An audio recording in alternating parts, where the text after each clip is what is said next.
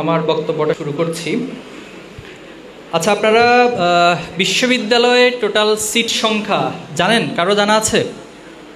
বাংলাদেশের সরকারি ইউনিভার্সিটি এবং মেডিকেল সব কিছু মিলে ৬২,৭৭২টা সিট রয়েছে। ওকে, নাম্বার 1 ইনফরমেশন।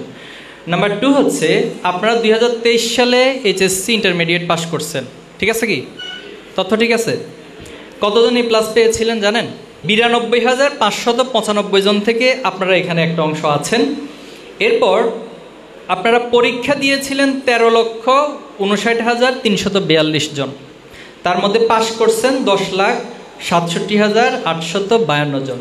এরপর এ প্লাস পাইছেন 92,595 জন।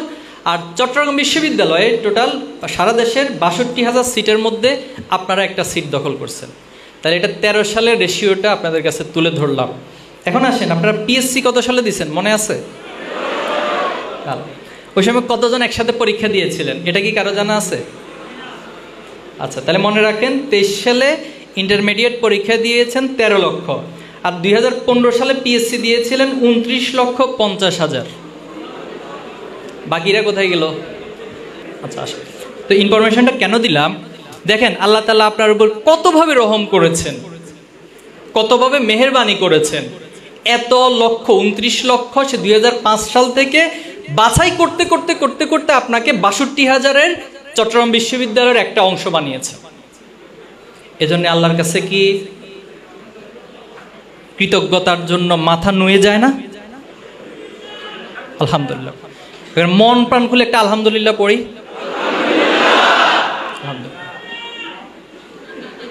তো এখন আসেন, আপনি এই যে অর্জন করেছেন আজকের এই চমৎকার আয়োজনের মধ্য দিয়ে, আপনার সে অর্জনকে অ্যাপ্রিসিয়েট করা হচ্ছে, আপনাকে ওয়েলকাম জানানো হচ্ছে।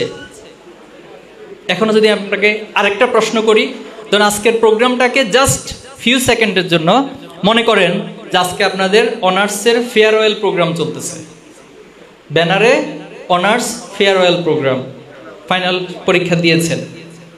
এখন আসেন তো একটু নিজের অবস্থানটা চিন্তা করেন, সেই অবস্থা আপনি কি কি অর্জন করলেন এই 4টা বছরে। ভাবেন, সবাই 5 সেকেন্ড ভাবেন, সময় দিলাম। সাহিত্যিকরা অনেক কিছু ভেবে অনেক কিছু কিন্তু পৃথিবীতে ঘটাইয়া দেয়, কিন্তু বাস্তবে ঘটতে পারে না অনেক কিছু। কিন্তু সেম ওয়েতে এটা কেন প্রশ্ন করছে একটু পরে উত্তরটা দিচ্ছি। আর একটু ভাবেন তো, 2025 সাল, 2040 সালে আপনার অবস্থানটা এই সমাজে, এই রাষ্ট্রে কোথায় অবস্থান করতেছে একটু কল্পনা করেন তো। 40 সাল,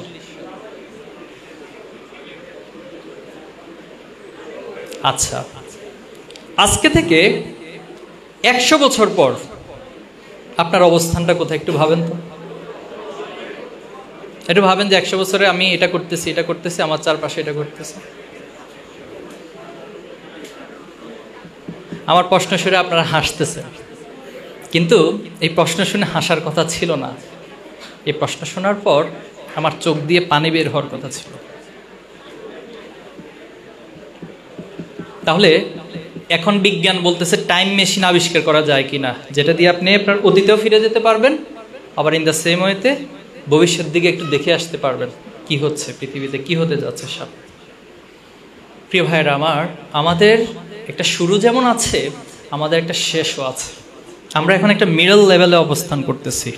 এজন্য আপনাকে মনে রাখতে হবে আপনি কতটুকু অর্জন করেছেন সেটা যতটা গুরুত্বপূর্ণ, তার চেয়ে বেশি গুরুত্বপূর্ণ আপনার ডেস্টিনেশন, আপনার গোল, কতটা রাস্তা এখনো বাকি আছে সেটা আজকে আপনাদেরকে এই নবীনবরণ থেকে সিদ্ধান্ত নিয়ে যেতে হবে। আমার সামনে আমি কোথায় পৌঁছতে চাই, আমার টার্গেটটা কি, আমি কি দিতে চাই আমার পরিবারকে, আমি কি দিতে চাই সমাজকে, কি দিতে চাই মানবতাকে, কি দিতে চাই উম্মাকে, সে প্রশ্নগুলোর উত্তর আপনাকে খুঁজতে হবে আজকের এই প্রোগ্রাম থেকে। আপনি কি করতে চান? এজন্য মনে রাখবেন যে লাইফটা সবসময় একটা স্ট্যাটিক ওয়েতে চলে না, এখানে উত্থান পতন হয়, এখানে গ্রাফ উঠানামা করে। আপনি দেখেন এই বয়স পর্যন্ত আপনাকে অসংখ্য দিন হাসার ঘটনার সম্মুখীন আপনি হয়েছেন, মন খুলে হাসছেন, আনন্দে আপনার মন প্রাণ উদ্বেলিত হয়েছে। আবার এই ছোট্ট একটা লাইফেও আমি অনেক দিন কেঁদেছি, অনেক দিন আমার চোখের পানি পড়তে হয়েছে। তাহলে কেন? শিক্ষাটা হলো আপনার লাইফটা সবসময় সমান্তরাল যাবে না, আপনার এখানে গ্রাফ উঠানামা করবে, কিন্তু আমি আমার লক্ষ্য থেকে যেন গ্রাফ উঠানামার মধ্যে বিচ্যুত না হয়ে যায়, এটা আপনার জন্য আমার জন্য ইম্পর্টেন্ট। তাহলে এখন আমার চাহিদাটা কোথায়?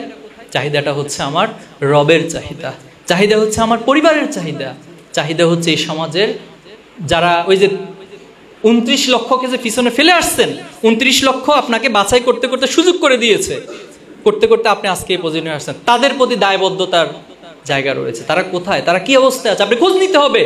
2015 সালে সেই বন্ধুটি আজকে কোথায় অবস্থান করছে, তার জন্য কি আমার কোনো ভূমিকা রাখার সুযোগ নেই? আপনাকে আপনার লাইফটাকে, অর্জনগুলোকে এভাবে করে ভাবতে হবে। প্রিয় ভাইয়ের, আমার প্রশ্ন উত্তরের পরে বলেছি, এই বিশ্ববিদ্যালয় আপনাকে এখানে এটাকে বলা যায় যে মার্কেট প্লেস অফ হিউজ ভালো মানুষ, আবার মার্কেট প্লেস অফ দুনিয়ার শয়তানির সব কিছু আছে। এখন আপনি কোনটার সাথে নিজেকে জড়িয়ে নেবেন, কোন পদ্ধতি ধরে আপনি সামনে অগ্রসর হবেন, এটা আপনার উপর ডিপেন্ড করে। আপনি এখানে সবচেয়ে ভালো হিসেবেও ভূমিকা রাখতে পারেন, আবার অধপতনের নিচ থেকেও নিজেকে সেখানে ভূমিকা রাখতে পারেন। বলতে পারেন যে এটা কেন, এটা কেন? এজন্য বলছি যে বুয়েটের মতো শিক্ষা প্রতিষ্ঠানে আবরার ফাহাদকে যারা পিটিয়ে হত্যা করছে, তারা এইভাবে লক্ষ লক্ষ ছাত্র থেকে বাছাই হয়ে সামান্য কিছু সিট, যারা যে সিটগুলো যেখানে পড়াশোনার জন্য বাংলাদেশের সেই মজুর, সেই রিক্সা চালকের ঘাম ঝরানোর টাকা সেখানে ব্যয় করা হয়, সেই মানুষগুলোকে সর্বোচ্চ মেধার স্বাক্ষর রাখার কারণে সেখানে ভর্তি হওয়ার সুযোগ দিয়েছিল। কিন্তু কই, আমরা তো তাদের কাছে মানবতা খুঁজে পাই নাই। তারা তো একটা মানুষকে পিটিয়ে পিটিয়ে হত্যা করছে সাপের মতো। এরপর বিশ্বজিৎকে আমরা দেখেছি, সে বলছে আমি শিবির করি না, আমি হিন্দু। বলছে তুমি হিন্দু শাখার সদস্য। কি হাস্যকর! এটা হাসার কথা না ভাই, নির্মমতা, নির্মমতা, এটা হাসার কথা না। তাকে কুপিয়ে হত্যা করা হয়েছে। তারা কি মেধাবী ছিল না? তারা কি আপনার আমার মতো এভাবে করে অ্যাডমিশন টেস্ট দিয়ে সর্বোচ্চ স্বাক্ষর রেখে সেখানে অ্যাডমিশন নেয় নাই? তাহলে কেন তারা এইভাবে মানুষকে কুপিয়ে হত্যা করার মানসিকতা তাদের মাথায় জন্ম নিল? কোথায় তাদের সেই কমিটমেন্টের জায়গাটা, যারা তাদেরকে সুযোগ করে দিল এই বিশ্ববিদ্যালয়ে ভর্তি হওয়ার জন্য? তাহলে প্রিয় ভাইরা, আপনাকে এখানে মানুষ হওয়ার সুযোগ আছে, আর মানুষের বিপরীত আল্লাহ তাআলা বলছে উলাইকা কাল আনাম বাল হুম আদল, তারা পশু, তার চেয়ে নিকৃষ্ট। আপনি যদি মানুষ হন, আপনাকে মানুষের লাইফ লিড করতে হবে, আপনাকে মানবীয় গুণাবলী অর্জন করতে হবে। মৌলিক যে মানবীয় গুণ, সেটা আপনার মধ্যে অবশ্যই থাকতে হবে। আর যদি বলেন যে না, আমি এগুলো রাখবো না, আমি মানুষের প্রতি উদার হব না, মানুষের প্রতি সহনশীল হব না, মানুষের প্রতি আমার কোনো মমত্ববোধ থাকবে না, তাহলে আপনি এনিম্যালের ফার্মে চলে যান, আপনি সেখানে গিয়ে বসবাস করেন, নিজেকে পশু পরিচয় দেন। কারণ চিড়িয়াখানা যারা থাকে, তাদেরকে সরকার সর্বোচ্চ পরিমাণে রক্ষণাবেক্ষণ করে, ভালো মানের খাবারটা দিয়ে সুস্থ সবল তাদেরকে রাখে। তো তাহলে তার আর আপনার মধ্যে পার্থক্য কি? আপনি শুধু যদি মনে করেন যে একটা সার্টিফিকেট আমার জন্য যথেষ্ট, আপনি যদি মনে করেন যে আমার একটা প্রফেশন আমার জন্য যথেষ্ট, আমার বাড়ি গাড়ি এগুলো আমার জন্য যথেষ্ট, তাহলে তো সেই পশুর লাইফের সাথে আর আপনার লাইফের সাথে তো কোনো পার্থক্য থাকলো না ভাই। তাহলে আপনার ভিতরে সে মানুষত্ব বোধ, যেটা আমাদের প্রধানতম আইডেন্টিফিকেশন, আমি মানুষ, এই মানুষ যখন নিজেকে মনে করবেন, সেখানে কোনো দল মত কোনো কিছুর দিকে তাকানোর সুযোগ নেই। মিন নাফসি ওয়াহিদা, আল্লাহ তাআলা বলছেন আমি তোমাদেরকে এক আত্মা থেকে সৃষ্টি করেছি। সে আত্মার নাম কি? হযরত আদম আলাইহিস সালাম। এবং সেখান থেকে তার স্ত্রী, এরপরে সেখান থেকে অসংখ্য নারী পুরুষকে পৃথিবীতে ছড়িয়ে দেওয়া হয়েছে। এজন্য যখন আপনি আদমীয় জায়গা থেকে নিজেকে চিন্তা করবেন, একটা উম্মার জায়গা থেকে চিন্তা করবেন, তখন আপনার কাছে কোনো ধর্ম, গোত্র, বর্ণ কোনো কিছুকে বিবেচনার সুযোগ নেই। সেটার স্পষ্ট দৃষ্টান্ত আল্লাহ রাসূল সাল্লাল্লাহু আলাইহি ওয়াসাল্লাম দেখিয়েছেন। তিনি সাহাবীদের প্রতি যেমন দরদ ছিলেন, তিনি যারা ইসলামের বিরোধী ছিলেন, যারা ওনাকে কষ্ট দিয়েছেন, তাদেরকেও তিনি দরদ মাখা মন নিয়ে তিনি ডিল করেছেন। যখন তায়েফের ময়দান আল্লাহ রাসূল সাল্লাল্লাহু আলাইহি ওয়াসাল্লাম অনেক কষ্ট করে গেলেন যে সবাইকে দাওয়াত দিব, কিন্তু সে তায়েফবাসী আল্লাহ রাসূলের এত জার্নি করে, এত কষ্ট করে, যারা মক্কায় গিয়েছেন, তায়েফে গিয়েছেন, তারা জানবেন সেখানে রাস্তাগুলো খুবই উঁচা নিচে। এখন হয়তো আধুনিক রাস্তা হয়েছে, কিন্তু আল্লাহ রাসূলের যুগে এরকম রাস্তা ছিল না। এত মরুময় একটা পথ পাড়ি দিয়ে দাওয়াত নিয়ে গিয়েছেন, অথচ সেই রহমাতুল্লাহ আলামিনকে তারা পাথরের আঘাত, ছোট বাচ্চাদেরকে লেলিয়ে দিলেন, আল্লাহ রাসূলকে অপমান করলেন।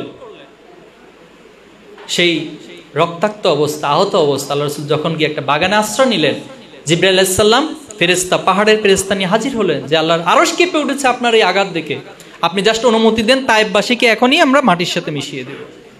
একটু চিন্তা করেন তো, আপনাকে চট্টগ্রাম বিশ্ববিদ্যালয়ের কোনো একটা জায়গায় কেউ একটু কটু কথা বললো, আঘাত দিল, সে মুহূর্তে একজন এসে বললো যে তুমি বলো একটা পাহাড় দিয়ে এখন তারা চাপাই দিই। আপনি কি সে সময় বলতে পারবেন, উদারতাটা দেখাতে পারবেন যে না, সে হয়তো বুঝে না, সে ভুল করেছে, আমি তাকে সংশোধনের জন্য চেষ্টা করব? এই যে এত উদারতা, এত মমত্ববোধ, মানুষ হিসেবে ডিল করতে হবে। পারবেন ইনশাআল্লাহ। সেকেন্ড হলো, আমাদের শুধুমাত্র মানুষের পাশাপাশি ইব্রাহিম আলাইহিস সালামকে আল্লাহ মিল্লাতা আবিকুম ইব্রাহিম বলেছেন। এটার একটা বড় ব্যাখ্যা আছে, আমি সেদিকে একাডেমিক ডিসকাশন যাচ্ছি না। শুধু এতটুকু বলবো যে বনি ইসরায়েলরা এত বেশি বিপর্যয় সৃষ্টি করছে, এই জন্য আল্লাহ তাআলা মিল্লাতা আবিকুমকে আদম আলাইহিস সালাম থেকে একটু আলাদা করে নিয়েছেন, নতুন একটা মিল্লাত উৎপন্ন করছেন, আর বনি ইসরায়েলদেরকে আলাদা করে দিলেন। এরা অভিশপ্ত জাতি। আজকে দেখেন পৃথিবীতে সামান্য কিছু মানুষ, অথচ পৃথিবীর সব ধ্বংসযজ্ঞ, যত হত্যাযজ্ঞ, যত মানবতার বিধ্বংসী কাজ, সবকিছুর পিছনে তাদের ভূমিকা রয়েছে। আবার তাদের যারা সহযোগী, তারা আমাদের কাছে আসে, কি নিয়ে আসে? ভাই আমরা হইলাম পৃথিবীর সবচেয়ে বড় মানবতাবাদী, আসো তোমাদেরকে আমরা মানবতা শিখাবো। তারা আসে আমাদের কাছে মানবতার ফেরি নিয়ে। আর পৃথিবীর যত গন্ডগোল, এটা দূরবীক্ষণ দিয়ে, মানে অনুবীক্ষণ যন্ত্র দিয়ে দেখতে হয় না, এটার জন্য হাজার হাজার পাবলিকেশন বের করা লাগে না, জাস্ট একটা সামনে দেখলেই বোঝা যায় যে এটার জন্য কারা দায়ী। তারা আমাদেরকে মানবতা শিখে দিতে। এই জন্য এই যে মিল্লাতা আবিকুম থেকে যে একটা মিল্লা, উম্মাতান ওয়াসাতান, মধ্যমপন্থী জাতি, আজকে ইসলামটাকে একটা পক্ষ এসে পুরো এক্সট্রিম লেভেলে চলে যায়। একটা পতাকা উড়িয়ে দিলে আর কিছু মানুষকে মেরে দিলে ইসলাম প্রতিষ্ঠিত। আল্লাহ রাসূল সেটা করে নাই কেন? আল্লাহ রাসূল কি মাক্কি যুগে চাইলে ওমর রাদিয়াল্লাহু তাআলা কি পারতেন না?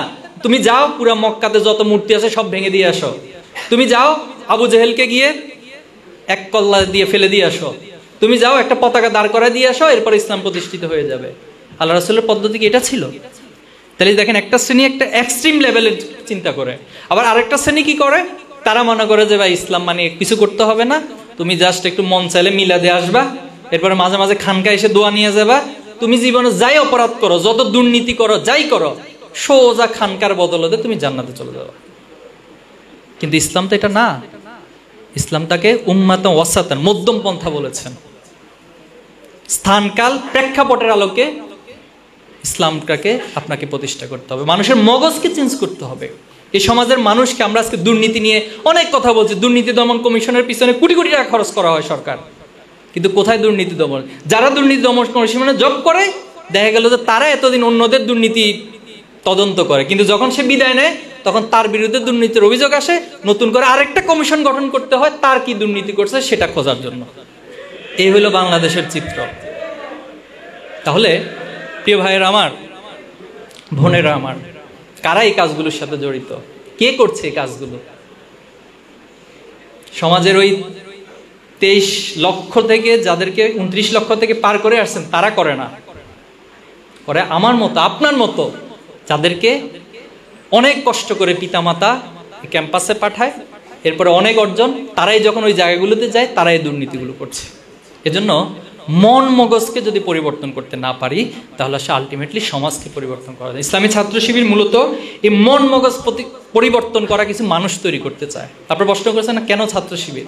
ছাত্র শিবির কিছু মানুষ তৈরি করবে, তাদের সৎ হবে, তারা দক্ষ হবে, তারা দেশপ্রেম থাকবে, দেশের স্বার্থকে নিজের ব্যক্তি এবং দলের স্বার্থের চেয়ে বেশি গুরুত্ব দিবে।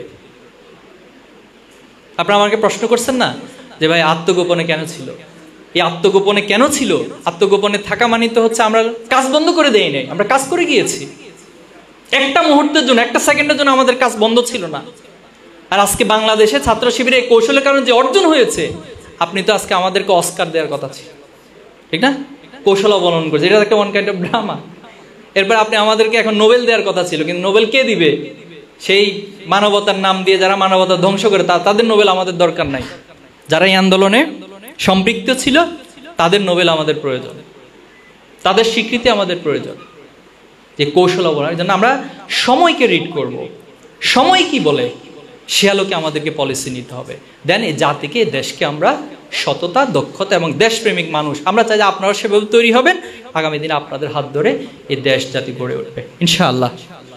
তো আমি সর্বশেষ চট্টগ্রাম বিশ্ববিদ্যালয় শাখাকে ধন্যবাদ জানাচ্ছি চমৎকার এই আয়োজনের জন্য, এবং আপনারা যারা কষ্ট করে এই আয়োজনে সম্পৃক্ত হয়েছেন, আপনাদেরকেও ধন্যবাদ জানাচ্ছি এবং পাশাপাশি আমরা প্রত্যাশা করব যে আপনাদের যে লক্ষ্য এবং উদ্দেশ্য নিয়ে এই ক্যাম্পাসে এসেছেন, যেদিন ক্যাম্পাস থেকে বিদায় নেবেন সেদিন যেন আপনাদের লক্ষ্য এবং উদ্দেশ্য 100%, নন 99.9%, 100% যেন অর্জিত হয়। নিজেকে সেই ট্র্যাকে, সে চিন্তায়, সে পরিবেশের মধ্যে সামিল রাখবেন, এই প্রত্যাশা রেখে আমি আমার কথা শেষ করছি। আসসালামু আলাইকুম।